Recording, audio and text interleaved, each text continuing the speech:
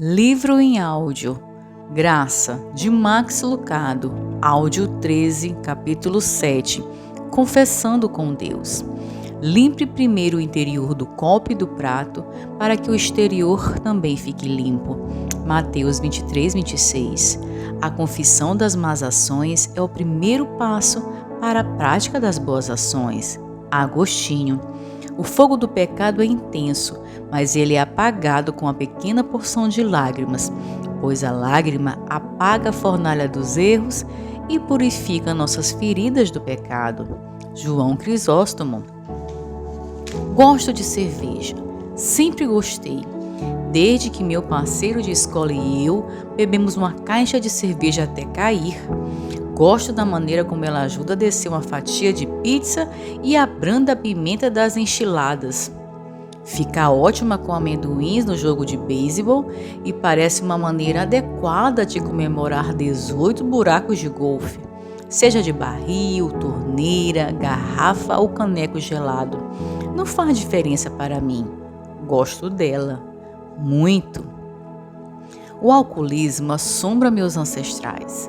Lembro-me de, na minha infância, seguir meu pai pelos corredores de um centro de reabilitação para visitar a irmã dele. Cenas parecidas repetiram-se com outros parentes por décadas. A cerveja não se mistura bem com o DNA da minha família. Assim, aos 21 anos, prometi que nunca mais beberia. Nunca fiz grande caso da minha abstinência, nem sobre a indulgência das pessoas. Defini a diferença entre a bebida e a embriaguez e decidi, no meu caso, que a primeira levaria a segunda, portanto, desisti. Além disso, eu era seminarista nos 2 anos seguintes, depois pastor, 3 anos, em seguida missionário, 5 anos, e então pastor de novo. Escrevia livros cristãos e falava em conferências cristãs.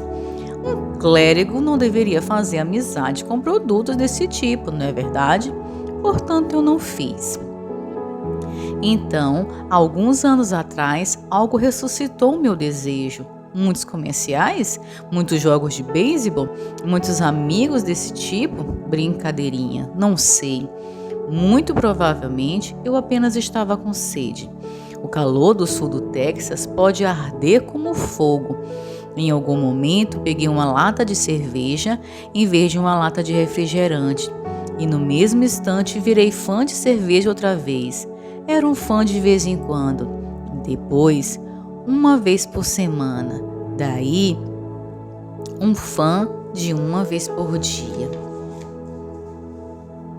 Mantive minha preferência por mim mesmo.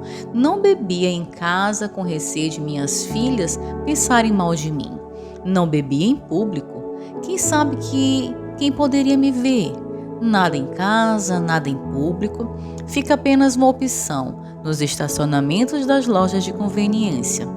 Durante uma semana, eu era o cara no carro bebendo de dentro de um saco de papel marrom. Não, eu não sei o que ressuscitou meu desejo, mas eu lembro o que me fez parar com ele. A caminho de uma palestra que eu ia fazer em um retiro para homens, parei para fazer minha compra diária. Saí da loja de conveniência com uma cerveja apertada junto ao corpo. Caminhei apressadamente até o carro, com medo de ser visto. Abri a porta, entrei e abri a lata. Então, ficou tudo claro para mim. Eu tinha me tornado a coisa que eu mais odeio. Um hipócrita, um fingido, 2 caras, agindo de uma maneira, vivendo de outra. Havia escrito sermões sobre pessoas como eu, cristãos que cuidam mais da aparência do que do interior. Não era a cerveja, mas o fato de escondê-la. Eu sabia que eu precisava escrever sermões sobre isso também. Se afirmarmos que estamos sem pecado, enganamo-nos a nós mesmos e a verdade não está em nós. Se confessarmos os nossos pecados, Ele é fiel e justo para perdoar os nossos pecados e nos purificar de toda injustiça. 1 João, capítulo 1, versículos 8 e 9. Confissão. A palavra evoca muitas imagens em todas as positivas. Interrogatórios nos bastidores, tortura chinesa da água, admitir flertes para um sacerdote que sente do outro lado de uma cortina negra, caminhar pelo corredor da igreja e preencher um formulário. Era isso o que João tinha em mente? A confissão não é dizer aquilo que Deus não sabe. Impossível. A confissão não é reclamar. Se eu simplesmente recitar meus problemas e repetir minhas aflições, estou lamuriando. A confissão não é culpar. Apontar os dedos para os outros nem apontar para mim é bom, mas não promove a cura. A confissão é muito mais do que isso. A confissão é uma confiança radical na graça, uma proclamação de nossa confiança na bondade de Deus. O que eu fiz foi ruim, reconhecemos, mas a sua graça é maior do que o pecado. Por isso eu confesso, se o nosso entendimento de graça for pequeno, nossa confissão será pequena, resulante, hesitante, limitada com desculpas e qualificações, cheia de medo da punição. Mas a grande graça cria uma confissão honesta. Como o filho pródigo orou: Pai, pequei contra o céu e contra ti. Não sou mais digno de ser chamado teu filho. Lucas 15, 18 e 19. Ou a confissão do coletor de impostos que implorou: Deus, tem misericórdia de mim, que sou pecador. Lucas 18, 13. A oração mais conhecida da confissão veio do rei Davi, embora ele tenha levado um tempo internamente longo para oferecê-la. Esse herói do Antigo Testamento dedicou uma época de sua vida a tomar decisões estúpidas, idiotas e ímpias. Decisão estúpida 1. Davi não ia para a guerra com os soldados, ele ficava em casa com muito tempo nas mãos e aparentemente muito romance na cabeça. Enquanto caminhava em sua sacada, viu a bela Batseba banhando-se. Decisão estúpida 2. Davi enviou servos para que conduzisse Batseba ao palácio dele e a escoltasse para o quarto dele, onde um tapete de pétalas de rosas forrava o chão e a champanhe gelada no canto. Algumas semanas depois, ela disse a ele que estava esperando o filho dele. Davi, ainda na névoa das escolhas ruins, continuou sua tendência. Decisões estúpidas 3, 4 e 5. Davi enganou o marido de Batseba, assassinou e comportou-se como se não tivesse feito nada de errado. O bebê nasceu e Davi ainda não estava arrependido. Sim, Davi, o homem criado segundo o coração de Deus, permitiu que seu próprio coração se endurecesse. Ele suprimiu sua transgressão e pagou um preço alto por isso.